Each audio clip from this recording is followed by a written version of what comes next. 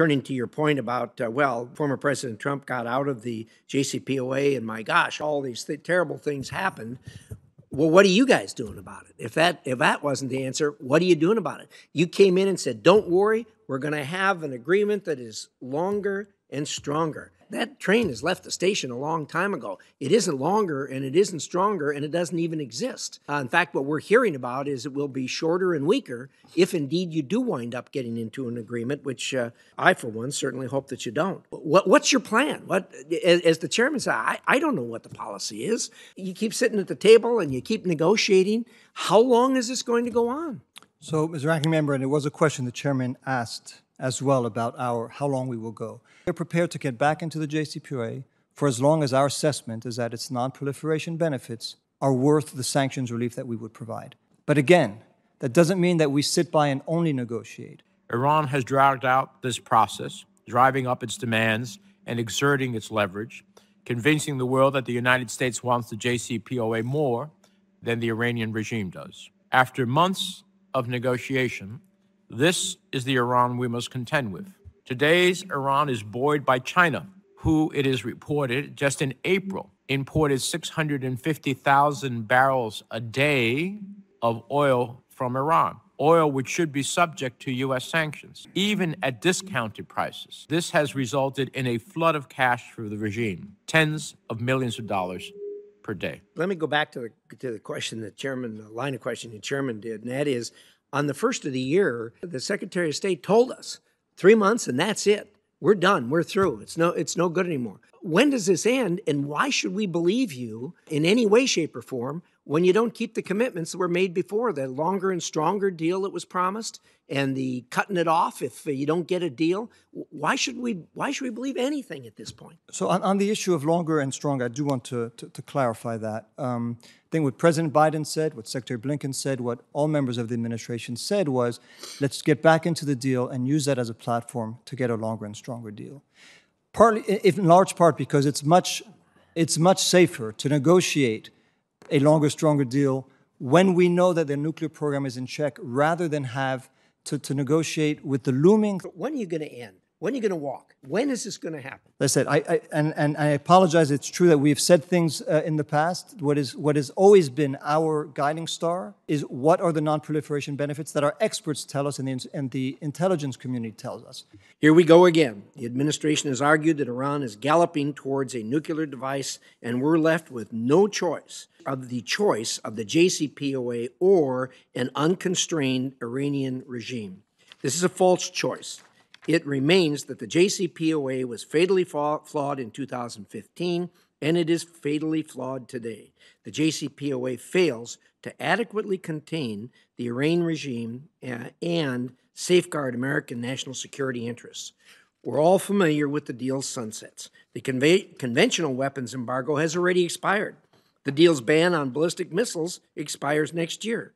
The entire deal remains bound by a termination day in 2025, where the UN Security Council ends consideration of Iranian nuclear matters and the resolution's snapback mechanism ceases. I mean, every day things seem to get better for Iran, even though you keep putting these sanctions on.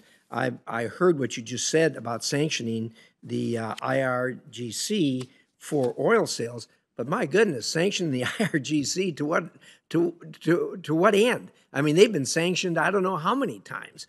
What I want to hear, just as the chairman referred to, is I want to hear about sanctions that'll stop the oil sales to China. That is a huge problem here. It's ongoing. It's resulting, as the chairman described, in a very significant cash flow into Iran, which they smilingly take, particularly with the price of oil today. So, you know, sanctions on the IRGC, I'm underwhelmed, and I think everybody else is. I suspect the IRGC is. They probably shrug and laugh and continue to cash the checks that come from China. What can you tell us about what the administration is going to do about sanctions? They're toothless.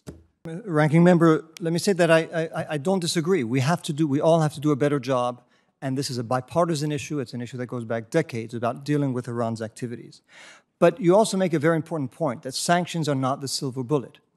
It was during the period of maximum pressure, President Trump imposed somewhat in the order of 1,600 new sanctions designations. And it was during that period of maximum pressure, as I said, that we saw maximum destabilizing activities. All of that during the time when supposedly we were supposed to crush Iran's economy so that it would improve its behavior. But the reality is, this is a challenge that we have faced for decades. We need to do better.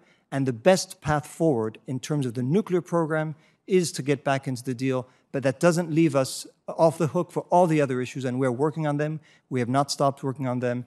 And I think the Iranian leadership would beg to differ with a description of their economy doing well. I think it's a fair point to say that the economy is not good in Iran, but it's adequate. They seem to be getting by. Certainly, they've got the weaknesses that you've described, but they keep putting one foot in front of the other. You don't have a difficult job. You've got an impossible job. The administration's given you something. They've given you a rubber hammer to do a job that a steel mallet couldn't do.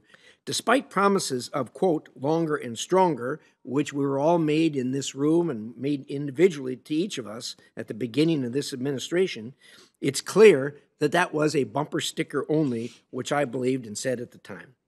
Just as 2015 JCPOA did. We saw pallets of cash delivered to the Iranians at the conclusion of the negotiations of that in 2015. And where do you think that money went? We know it didn't go to help the Iranian people for domestic programs or anything else. Worse, the JCPOA provides a potential sanctions lifeline to Russia that will enrich Putin for continued. Talks remain stalled, and it's clear the Iranian regime is negotiating in bad faith, as it always does, and while it continues to levy unreasonable demands to re-enter the nuclear deal. Instead of prolonging this period of uncertainty, it's long past time the administration end negotiations and implement a more holistic Iran policy. The Israelis have vowed to handle that end of the problem, and they will, and Iran knows it, and we know it. On the economic front, sanctions enforcement is lacking. Sadly lacking. We must close sanctions loopholes, including Chinese purchases of Iranian oil. Iran, confident in its resistance economy, must feel significantly more economic pressure. On the diplomatic front, the United States must press for a censure of the Iranian regime at next month's IAEA Board of Governors meeting. For too long, Iran has harassed and obstructed legitimate IAEA monitoring efforts without penalty. In tolerating this, the administration has greatly damaged the legitimacy and integrity of the Nuclear Non-Proliferation Treaty and the IAEA. We must hold Iran to its commitments and make clear our support for the NPT and IAEA. In addition to action at the IAEA, we must bring international pressure to bear. Iran must become a renewed topic of discussion at the UN Security Council. For too long, Iran policy has been an issue that has divided us from some of our European partners. They have come to realize that the malignancy they are dealing with and are willing to move forward with a new sense of reality.